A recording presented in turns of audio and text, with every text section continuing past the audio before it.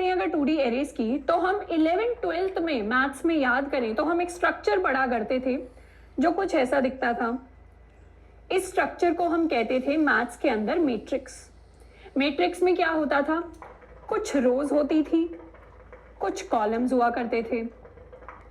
रोज के अंदर भी नंबरिंग होती थी, जैसे 1 2 3। कॉलम्स के अंदर भी नंबरिंग होती थी 1 2 3 4। एंड इस तरीके से इस मैट्रिक्स के अंदर कुछ कुछ डेटा हम स्टोर करते थे, 5 4 39 42 86 102। कुछ इस तरीके का डेटा हम हर एक बॉक्स के अंदर भरा करते थे। एंड इस पर्टिकुलर बॉक्स का अगर हमें लोकेशन निकालना होता था तो इसको हम कहते थे रो कॉमा कॉलम। मतलब अगर इसकी रो है 2 तो इसकी लोकेशन हो जाएगी 2 कॉमा 2, क्योंकि रो भी 2 है और कॉलम भी हमारा 2 है। तो कुछ इस तरीके का बेसिक कॉन्सेप्ट हुआ करता था मैथ्स के अंदर। जो स्टूडेंट्स मैथ्स बैकग्राउंड से भी नहीं आ रहे, इस फिगर को अगर आप विजुअलाइज करके देख लेंगे तो इतना सा ही कॉन्सेप्ट था मैट्रिक्स का। बस ऐसा सा स्ट्रक्चर होता था, टेबल होती थी, रोज होती थी, कॉलम्स होती थी एंड हम लोकेशन निकालते थे। अब इसी मैथ्स के सेम स्ट्रक्चर को उठाकर अगर हम कोडिंग के अंदर डाल दें, अगर हम जावा के अंदर डाल दें, तो इसी मैट्रिक्स को हम कह देते हैं कोडिंग की भाषा में 2D एरेज। तो इस तरीके का जब एक डिफरेंट बॉक्सेस का कलेक्शन एक रेक्टेंगल की फॉर्म में हमें अंदर रोज होती हैं जिसके अंदर कॉलम्स होते हैं, उसी स्ट्रक्चर को हम 2D एरेज कह देते हैं। ये स्ट्रक्चर मेमोरी के अंदर भी लीनियरली स्टोर होता है। जैसे हमने 1D एरे में पढ़ा था कि मेमोरी के अंदर 1D एरे कुछ ऐसा दिख रहा होगा। अब इसी का आप एक कॉपी उठाकर नीचे रख दीजिए, इसका एक और कॉपी उठाकर हम नीचे रख दें और इस तरीके से रखते जाएं तो हमारे लिए एक 2D एरे हमारे पास बनकर आ जाएगा। तो ये बेसिक कॉन्सेप्ट है 2D एरेज का। अब मैथ्स वाला मैट्रिक्स और कोडिंग वाला 2D एरे डिफरेंट कैसे है, क्योंकि कोडिंग में जिस लैंग्वेज की हम बात कर रहे हैं जो है जावा, वो एक जीरो इंडेक्स बेस्ड लैंग्वेज है। जीरो इंडेक्स बेस्ड लैंग्वेजेस हमने पहले भी पढ़ा था एरेज पढ़ते टाइम। वो लैंग्वेजेस होती हैं जिनमें एरेज के जो इंडेक्स होते हैं वो जीरो से शुरू होते हैं। जैसे C++ में भी एरेज जो है वो जीरो से शुरू हो रहे हैं। मैटलैब एक ऐसी लैंग्वेज है जिसमें 1 से शुरू होते हैं। अब यहाँ पर जीरो से शुरू हो रहे हैं तो हम हमारा रो नंबर 1 होगा, उसका इंडेक्स होगा 0, नेक्स्ट का इंडेक्स होगा 1, नेक्स्ट का इंडेक्स होगा 2। इसी तरीके से कॉलम नंबर 1 का इंडेक्स 0, 2 का 1, 3 का 2 एंड सो ऑन। अब यहाँ पे इंडेक्स एक्चुअल लोकेशन है, मतलब हमें जब भी कोड में उस जगह को एक्सेस करना है तो हम रो 1 के लिए 1 नहीं लिखेंगे, 0 लिखेंगे। ये लॉजिक है इंडेक्सिंग का। यहाँ पर अगर हम देखें तो हमारे पास टोटल नंबर ऑफ रोज हैं 3, 1 2 3 and total number of columns की अगर बात करें तो वो है 5, 1 2 3 4 एंड 5। एंड इसी तरीके से ये जो 2D एरे है ये 3x5 साइज का 2D एरे है, जहां पर सिंगल ब्लॉक जो है हम एक सेल कह देते हैं। तो ये जो सेल है इसका साइज होगा जिस भी टाइप का आपने 2D एरे डिफाइन किया है उस टाइप के इक्वल। यानी अगर आपने इंट टाइप का 2D एरे डिफाइन किया है तो इसका साइज हो रहा होगा आपके लिए 4 बाइट्स। अगर हमने बुलियन टाइप का डिफाइन किया है तो हर एक सिंगल सेल का साइज हो रहा होगा 1 बाइट। इसी तरीके से अगर हमें अपने 2D एरे की मेमोरी निकालनी है, मेमोरी कंजम्पशन निकालनी है, तो वो हम निकाल सकते हैं rows multiplied by columns multiplied by हमारा जो डेटा टाइप है उसका साइज। तो अगर ये एक इंटीजर टाइप का 2D एरे है तो इसकी टोटल मेमोरी कंजम्पशन जो हो रही होगी वो होगी इतने bytes, rows columns and 4 bytes for per integer. तो कुछ इस तरीके का बेसिक कॉन्सेप्ट रहता है हमारे 2D एरेज का। एरेज के टाइम पर समझा था कि सबसे पहले लिखते थे टाइप, उसके बाद लगा देते थे स्क्वायर ब्रैकेट्स, उसके बाद लिखते थे अपने एरे का नाम जो हमने मान लीजिए नंबर्स लिख लिया, उसके बाद लिखते थे न्यू कीवर्ड इंट एंड फिर जो एक्चुअल साइज है वो। ये होता था 1D एरे के लिए। अब बात करें 2D एरेज के लिए तो उसके लिए कुछ ऐसा डिक्लेरेशन रहता है जहां पर टाइप देते हैं पहले और फिर 2 स्क्वायर ब्रैकेट्स लगाते हैं, क्योंकि 1D एरे 1 डायमेंशन में था, 2D एरे 2 डायमेंशन में है, तो यहाँ पर रोज और कॉलम्स दोनों बताने पड़ेंगे। सिंगल 1D एरे में हमें सिर्फ साइज बताना पड़ता था, यानी उसको अगर कॉलम की तरह देखे तो सिर्फ कॉलम था, वहां पर रो फिक्स थी, रो थी हमारी इज इक्वल टू 1। यहाँ पर फिर आ जाएगा हमारे एरे का नाम, उसके बाद न्यू कीवर्ड, फिर दोबारा से टाइप लिखेंगे। सबसे पहले हम लिखते हैं नंबर ऑफ रोज कितनी चाहिए, उसके बाद लिखते हैं नंबर ऑफ कॉलम्स कितने चाहिए। जैसे प्रीवियस एग्जाम्पल में अगर हमें अपने एरे को डिफाइन करना होगा तो कुछ इस तरीके से करेंगे, सबसे पहले लिखेंगे इंट, फिर 2 स्क्वायर ब्रैकेट्स, फिर नंबर्स, उसको हमने नाम दे दिया, इसको हम कुछ भी लिख सकते थे, इसको हम एक मैट्रिक्स भी नाम दे सकते थे, कुछ भी नाम दे सकते थे, is equal to new keyword, दोबारा से हमारा डेटा टाइप, एंड फाइनली सबसे पहले रोज एंड उसके बाद कॉलम्स। तो कुछ इस तरीके से हम अपना 2D एरे अपने कोड के अंदर डिफाइन कर रहे होंगे। एंड एक बार अगर बात करें कि 2D एरेज में हर सेल की लोकेशन क्या होती है, तो ये हमने एक सैंपल 2D एरे ले लिया है जिसमें इस लोकेशन पर 8 एक नंबर स्टोर्ड है। अब इस 8 की अगर लोकेशन निकालने चले तो यहाँ पर रो है 0 और कॉलम है 1, रो है 0 और कॉलम है 1, तो इसकी लोकेशन होगी 0,1 और इसी 0,1 को हम कोडिंग में लिखेंगे कि सबसे पहले नाम लिख देंगे अपने 2D एरे का नंबर्स, उसके बाद लिखेंगे रो नंबर क्या है 0 और कॉलम नंबर क्या है 1। तो कुछ इस तरीके से इसका जो लोकेशन होगा कोड के अंदर वो हम इस तरीके से निकाल रहे होंगे। सिमिलरली एक और एग्जांपल ले इस 4 का, तो ये 4 स्टोर्ड है रो नंबर 1 पे और कॉलम नंबर 3 पे, तो 1,3 हमने लिख लिया। इसको कोड में एक्सेस करने की कोशिश करेंगे इस पर्टिकुलर नंबर को या इस पर्टिकुलर मेमोरी लोकेशन को, तो हम लिख रहे होंगे अपने 2D एरे का नाम जो है नंबर्स, उसके बाद हमारा रो विच इज 1 एंड देन हमारा कॉलम विच इज 3। कुछ इस तरीके से हम अपनी जो लोकेशन है 2D एरे के अंदर उसको एक्सेस करेंगे। अब एक सिंपल सा कोड लिखते हैं, उस कोड में क्या करेंगे, इसी साइज का एक 2D एरे डिक्लेयर करेंगे, उसके एलिमेंट्स को इनपुट लेंगे और उन्हीं एलिमेंट्स को हम आउटपुट कर देंगे। उस कोड में क्या करेंगे, इसी साइज का एक 2D एरे डिक्लेयर करेंगे, उसके एलिमेंट्स को इनपुट लेंगे और उन्हीं एलिमेंट्स को हम आउटपुट कर देंगे। देखते हैं किस तरीके से। तो सबसे पहले हमने अपनी एक क्लास बनाई हुई है 2D एरेज और उसके अंदर अपना मेन फंक्शन हमने डिफाइन किया हुआ है। अब सबसे पहले एक स्कैनर क्लास की ऑब्जेक्ट बनाएंगे, इंपोर्ट कर लेते हैं अपना पैकेज। सबसे पहले इनपुट ले रहे होंगे यूजर से हमारे number of rose and number of columns. तो यहां पर हमने रोज इनपुट ले लिए, यहां पर हमने कॉलम्स इनपुट ले लिए। अब डिक्लेयर करेंगे अपना एरे। अब हमें क्या करना है, इस नंबर्स वाला जो 2D एरे है इसके सारे एलिमेंट्स को हमें इनपुट लेना है। उसको किस तरीके से इनपुट लेंगे, अब ध्यान से अगर याद करें तो एरेज जब हम पढ़ते थे तो उसमें इनपुट लेते थे एक सिंगल लूप लगाकर। लूप लगाकर क्यों, क्योंकि बार बार हमें size times size number of input लेने पड़ रहे थे यूजर से। यहाँ पर हमें कितने इनपुट्स लेने हैं, row multiplied by column number of inputs. क्यों रो मल्टीप्लाइड बाय कॉलम, क्योंकि टोटल अगर हम अपनी मैट्रिक्स अगर अपना 2D एरे देखेंगे तो उसके अंदर रोज into columns number of elements है। हम क्या करेंगे, इनपुट को किस तरीके से लेंगे, मान लीजिए हमें इनपुट में लेना है 1 2 3 4 5 6 7 8, इस तरीके के कुछ नंबर्स हैं जो हमें इनपुट लेने हैं। किस एरे के लिए, उस एरे के लिए जिसका साइज है 2 क्रॉस 4। अब सबसे पहले क्या करेंगे, एक लूप लगाएंगे जिसमें फर्स्ट रो के इनपुट्स ले लेंगे, फिर दूसरा लूप लगाएंगे जिसमें सेकंड रो के इनपुट्स ले लेंगे। इसी तरीके से अगर बड़ा साइज होता तो थर्ड लूप लगा, इसी तरीके से अगर बड़ा साइज होता तो फिर से एक लूप आ जाता जिसमें थर्ड रो के इनपुट, फिर फोर्थ रो के इनपुट, फिर फिफ्थ रो के इनपुट।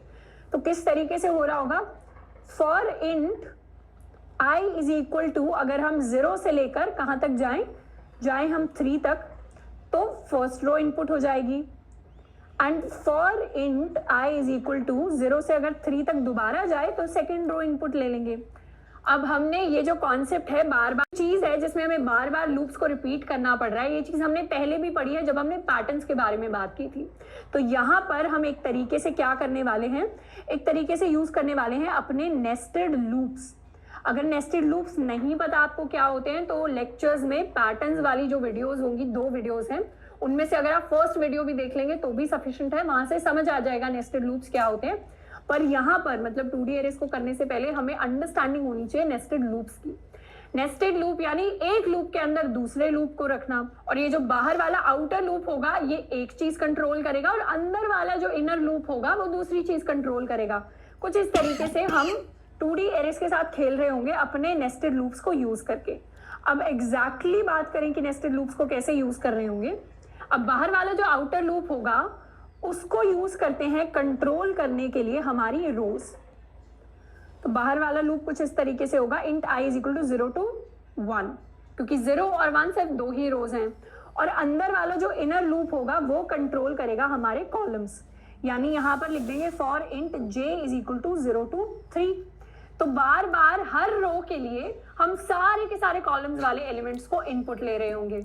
अगर आपने नेस्टेड लूप्स पहले से पढ़े हैं तो ये चीज जो है काफी आसानी से समझ में आ जाएगी। तो जैसे ही outer loop i is equal to 0 के लिए चल रहा है, मतलब हम फर्स्ट रो के एलिमेंट्स को इनपुट कर रहे हैं, उसमें कॉलम नंबर 0, 1, 2, 3 चारों कॉलम्स के हम एलिमेंट्स को इनपुट कर लेंगे। फिर i इज इक्वल टू 1 के लिए अगर चलेगा तो उसमें हम सेकेंड रो के एलिमेंट इनपुट कर रहे हैं, यानी कॉलम नंबर 0, 1, 2, 3 एंड कुछ इस तरीके से सारे के सारे 2D एरेज के एलिमेंट्स को हम इनपुट कर लेंगे। लिखते हैं फॉर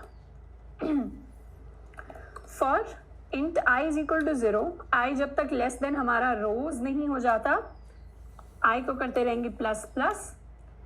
इनर लूप कंट्रोल कर रहा होगा कॉलम्स को एंड आउटर लूप कंट्रोल कर रहा होगा हमारी रोज को। j is equal to 0, j जब तक लेस देन कॉलम्स नहीं रहता j प्लस प्लस। अब हर बार क्या करेंगे, इनपुट लेंगे sc.next से और इस इनपुट को कहाँ स्टोर करवा देंगे, इसको स्टोर करवा देंगे नंबर्स ऑफ i, j में। तो i, j जो लोकेशन थी उसको हमने कुछ इस तरीके से लिख दिया जावा में। यहाँ पर जो i है वो हमारा रो नंबर है और जो j है वो हमारा कॉलम नंबर है। इस तरीके से हमने इनपुट ले लिया। अब इन्हीं एलिमेंट्स को हमें आउटपुट करवाना होगा, तो सिमिलर लूप लिखेंगे। सबसे पहले हम कैसे आउटपुट करवाना चाहते हैं, एक मैट्रिक्स की फॉर्म में। मतलब जैसे हमने अभी विजुअलाइजेशन की बात की कि कुछ ऐसा दिख रहा होगा टेबल की फॉर्म में, वैसे ही हम उसको आउटपुट करवाएंगे। देखते हैं कैसे। i इज इक्वल टू 0 से लेकर फिर से हम रो वाइज चल रहे हैं एंड यहाँ पर आउटपुट में लिख देंगे हम numbers of i, j and यहाँ पर दे देंगे एक छोटी सी स्पेस। तो कुछ इस तरीके से हम आउटपुट कर रहे होंगे। अब समझें कि कैसा आउटपुट आ रहा होगा, तो एक बार इस कोड को रन करते हैं, उसके बाद इसको हल्का सा ड्राई रन करेंगे। सबसे पहले इनपुट करेंगे टोटल नंबर ऑफ रोज। हमें 3 रोज को इनपुट करना है, 5 कॉलम नंबर्स को इनपुट करना है। अब सारे के सारे नंबर्स हमें इनपुट करने हैं। तो सबसे पहले हम दे रहे होंगे 1, 2, 3, 4, 5। उसके बाद 5, 4, 3, 2, 1। उसके बाद दोबारा से 1, 2, 3, 4 and 5।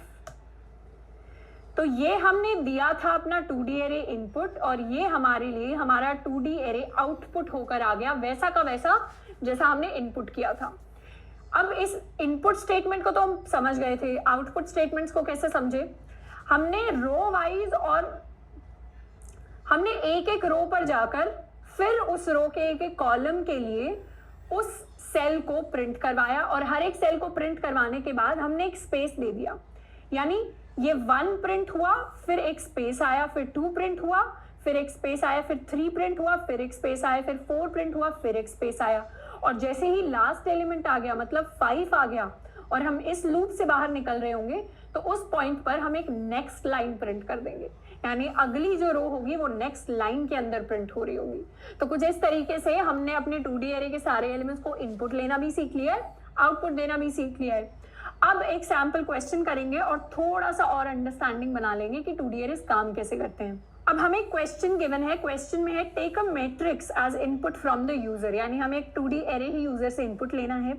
Search for a given number x, हमें कोई नंबर दिया होगा x, हमें उसको अपनी मैट्रिक्स के अंदर सर्च करना है और जहां पर भी मिल जाए उस पॉइंट के हमें इंडिसेस प्रिंट करने हैं, यानी रोज और कॉलम प्रिंट करना है या फिर i, j हमें प्रिंट करना है जहां पर भी हमें वो नंबर मिल जाए। अब इसके लिए कोड लिखकर देखते हैं कि कैसे। सबसे पहले तो हम इनपुट ले लेंगे इसी तरीके से अपने नंबर्स को। उसके बाद x जिस नंबर के लिए हमें सर्च करना है उसको इनपुट लेते हैं नेक्स्ट इंट की फॉर्म में। अब यहाँ पर हमें आउटपुट तो कराना नहीं है। अब बात करें लॉजिक की कि लॉजिकली कैसे कर रहे होंगे ये चीज़, तो हमें पता है कि हमें इनपुट कैसे लेना है अपने एरे को, 2D एरे को। उसको हमने इनपुट ले लिया, उसके अंदर कुछ नंबर्स हमारे स्टोर्ड होंगे, 4, 3, 2, 1, 1, 2, 3, 4, इस तरीके से कुछ नंबर स्टोर्ड होंगे। ये 1 की जगह हम 11 कर देते हैं ताकि काफ़ी क्लियर हो जाए कि हमें सर्च किसके लिए करना है, और x को ले लेते हैं 11। अब हम इस 11 तक कैसे पहुंचे, तो जैसे हमने आउटपुट किया था किसी भी एरे को, किसी भी 2D एरे को अगर हमें ट्रवर्स करना है, ट्रवर्स मतलब उसके एलिमेंट्स पर अगर ट्रैवल करना है, तो जिस तरीके से हमने उसे इनपुट लिया है, जिस तरीके से हमने उसे आउटपुट किया है, उसी तरीके से हम उस 2D एरे के हर एक सिंगल एलिमेंट पर जा सकते हैं। यानी अगर हम रो वाइज निकले तो सबसे पहले यहाँ पहुंचेंगे, फिर यहाँ पहुंचेंगे, फिर यहाँ यहाँ यहाँ यहाँ यहाँ तरीके से पूरे के पूरे 2D एरे पर हम ट्रैवल कर लेंगे, सारे के सारे 2D एरे पर ट्रवर्स कर लेंगे और जाते जाते क्या करेंगे, हर एक एलिमेंट के साथ यानी नंबर्स ऑफ i, j के साथ कंपेयर कर लेंगे कि क्या वो हमारे x के इक्वल है। तो वही सेम नेस्टेड लूप्स हमें लिखने हैं और हर एक सिंगल सेल पर जाकर कंपेयर करना है क्या उस सेल पर स्टोर्ड एलिमेंट हमारे गिवन x के इक्वल है। जैसे इक्वल हो जाएगा वहां पर हम लिख देंगे कि number is found at which index i, j, और नहीं मिलता तो लास्ट में लिख देंगे नंबर इज नॉट फाउंड। अब नंबर इज नॉट फाउंड वाला केस हम ले ही नहीं रहे, नंबर हमेशा होगा और सिंगल यूनिक नंबर होगा। Outer loop for int i is equal to 0 to rows i plus plus, फिर आएगा हमारा inner loop for int j is equal to 0, j is less than columns j plus plus. उसके बाद हम compare कर लेंगे x के साथ, यानी if numbers of i, j is equal to x, तो यहीं पर हम प्रिंट कर देते हैं x found at location i, हमारा j, कुछ इस तरीके से। तो अब आप सोच रहे होंगे कि इतने सारे प्लस क्यों हमने लिखे हैं, तो थोड़ा सा फॉर्मेटिंग के लिए लिखे हैं कि काफी अलग अलग स्ट्रिंग्स हमें एक साथ मिल जाए तो आउटपुट थोड़ा अच्छा हमारा निकल कर आएगा। अब क्या करते हैं, रन करते हैं अपने कोड को। सबसे पहले इनपुट करेंगे, जो हमने मैट्रिक्स अभी बनाई है उसी मैट्रिक्स की बात कर रहे होंगे, एग्जाम्पल मैट्रिक्स की, जिसका साइज था 3x4। तो रोज है 3, कॉलम्स है हमारे 4। उसके बाद नंबर्स इनपुट कर देते हैं 1 2 3 4, 4 3 2 11, 1 2 3 एंड 4। अब x जो है वो है 11 और हमारे लिए आउटपुट आया x फाउंड एट लोकेशंस 0,3। यहां पर लोकेशन होना चाहिए, 0,3 कैसे आया अपने इस मैट्रिक्स की, तो इसमें 11 जो है वो कौन सी लोकेशन पे था, रो थी हमारी 1 एंड कॉलम था हमारा 3, तो लोकेशन होगी 1,3 which is the same as जो भी हमारा आउटपुट आया। तो कुछ इस तरीके से हम 2D एरेज के साथ अपनी प्रॉब्लम्स को सॉल्व करते हैं और उसके ऊपर ट्रिवर्स करते हैं। अब नीचे डिस्क्रिप्शन बॉक्स में नोट्स होंगे, साथ के साथ कुछ प्रॉब्लम्स होंगी, उन प्रॉब्लम्स को खुद से हमें जरूर करके देखना है, क्योंकि सेम कोड को अगर 3-4 बार लिख लेंगे, बेसिक से अगर हम शुरू कर रहे हैं, बेसिक से अगर जावा को पढ़ रहे हैं, तो हमारे लिए फायदा ही फायदा हो रहा होगा, क्योंकि फिर वो कोड हमें याद हो जाएगा। दोबारा